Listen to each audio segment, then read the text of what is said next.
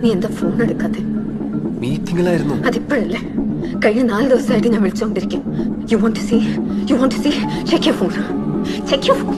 Sneha please. Alan, എന്നെ ഒഴിവാക്കാൻ നോക്കിയാലുണ്ടല്ലോ. അങ്ങനെയൊന്നും ഇല്ല. അങ്ങനെയാണെങ്കിൽ ടെൽ മീ, എപ്പം മാരേജ്? ചർച്ചും സെറമണി ഒന്നും വേണ്ട. ഏതെങ്കിലും ഒരു രജിസ്റ്റർ ഓഫീസിൽ. I just want to be with U.